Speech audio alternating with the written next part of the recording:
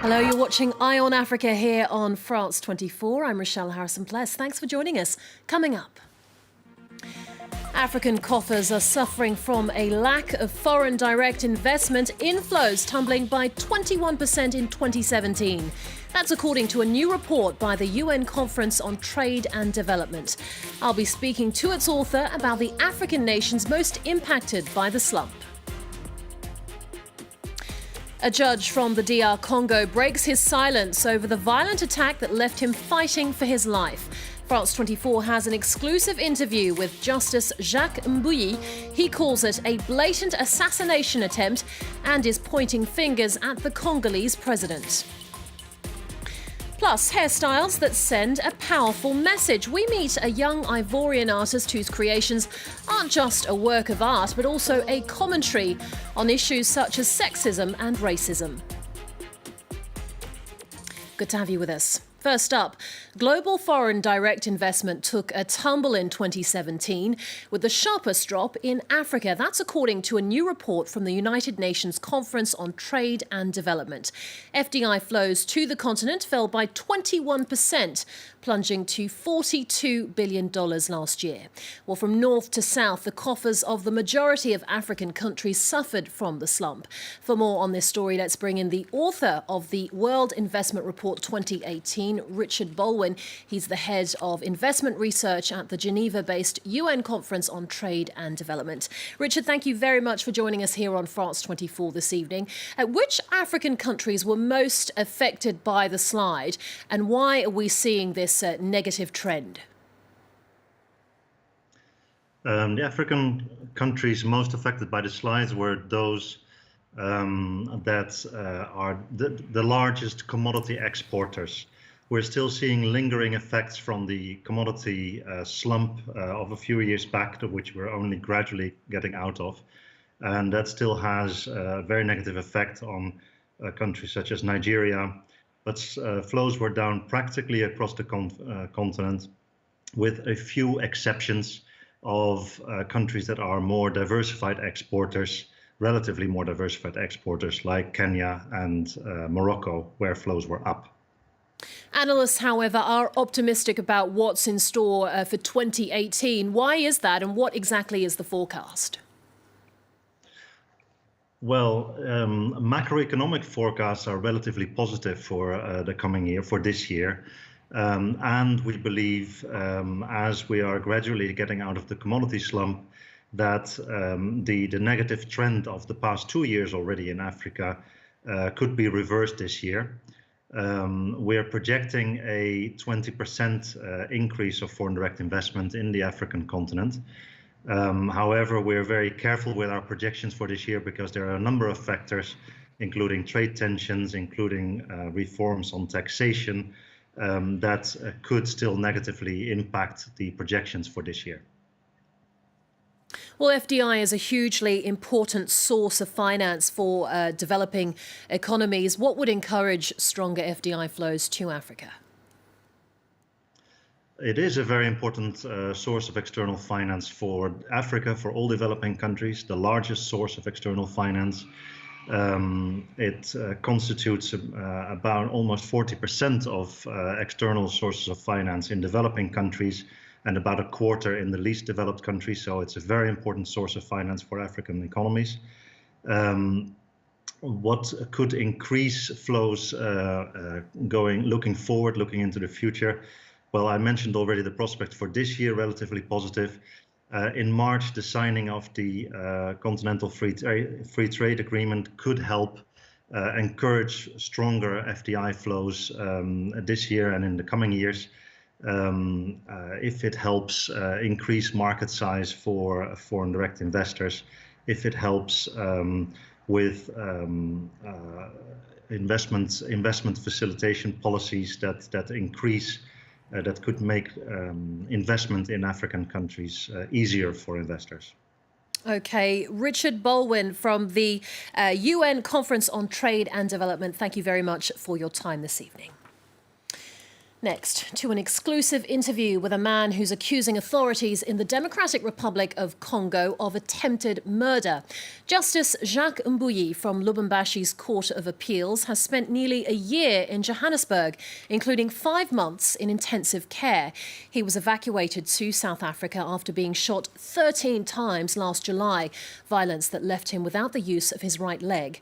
Widely recognised for his impartiality, Justice Mbuyi says he was attacked for refusing to sign a court judgment against prominent opposition figure Moise Katumbi. Well, this is the first time he's told his harrowing story. He spoke to our South Africa correspondent, Caroline Dumais. During the night of the 18th, my property was invaded by soldiers. These were the presidential guards. It is important to point that out. The group outside gave an order in Lingwal. This man does not respect the boss. Shoot him. No time to beg for mercy. They opened fire on me like a firing squad. The main concern for everybody was to know what sort of relationship I had with Mr. Moise Katumbi. This was on the eve of his trial.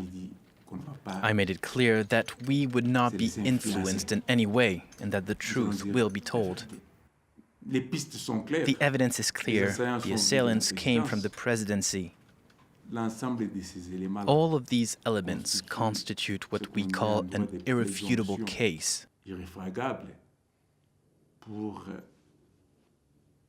To determine who is behind the infraction. It is the authorities, and who has the power today in Congo? Let's not beat around the bush. It's President Kabila. In other news now, Madagascar's new Prime Minister has taken office, promising to push ahead with an inclusive presidential election accepted by everybody. Christian Nsai was handed the top job by the country's current president in a bid to turn the page on a long-running political crisis. Madagascar has been rocked by violent demonstrations over contentious changes to the electoral law, with the protests snowballing into calls for the president's resignation. In a shock move, Malawi's vice president has quit the ruling Democratic People's Party, accusing the government of rampant corruption. Saulos Chilima's public attack on the president has exposed a widening rift in the DPP and has left the door open for a possible presidential run. Chilima, who has growing support within the ruling party, said the country needs a new lease of life and a massive clean-up to, quote, drain the swamp. And supporters of Zimbabwe's ruling party hit the streets of the capital for a peace march, the small crowds rallying just one day after thousands of pro-opposition demonstrators demanded electoral reforms. The country will hold a presidential vote on the 30th of July, the first poll without the participation of former leader Robert Mugabe since independence from white minority rule in 1980.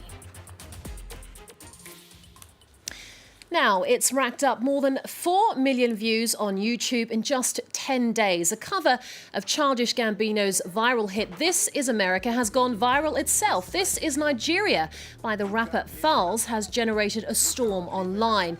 After slamming the video as insensitive, a Nigerian Muslim group has given the artist a 7-day ultimatum to take it down or face legal action. But Falz is also garnering praise for tackling social problems in a country where pop stars usually steer clear of politics.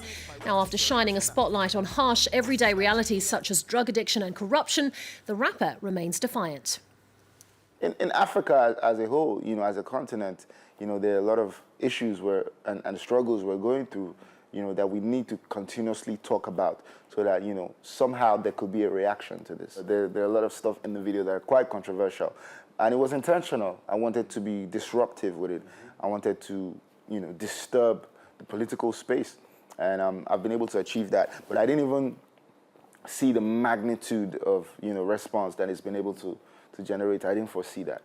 Nigerian rapper Falz there. And finally, for Ivorian artist Letitia Key, hair speaks louder than words. Her elaborate hair sculptures are much more than a statement on African beauty and creative freedom.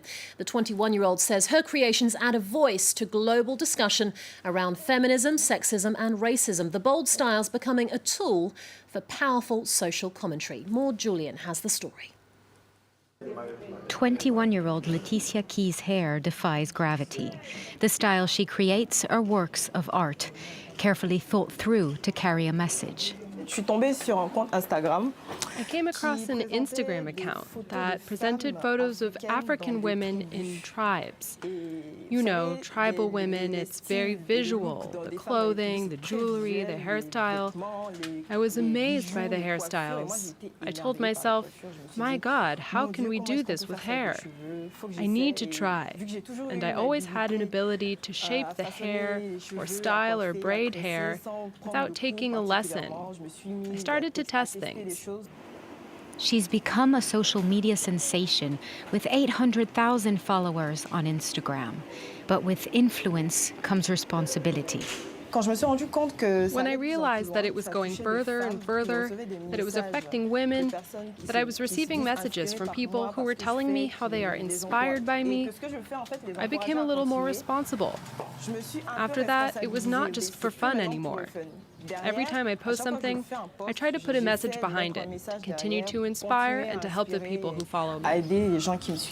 She says the message is different for each work. This one, for example, was inspired by the movement Me Too. Overall, she believes in celebrating Black beauty. What a talent. Well, that's it for now. I'll be back in around 45 minutes with more African news. Stay with us here on France 24. Lots more coming up.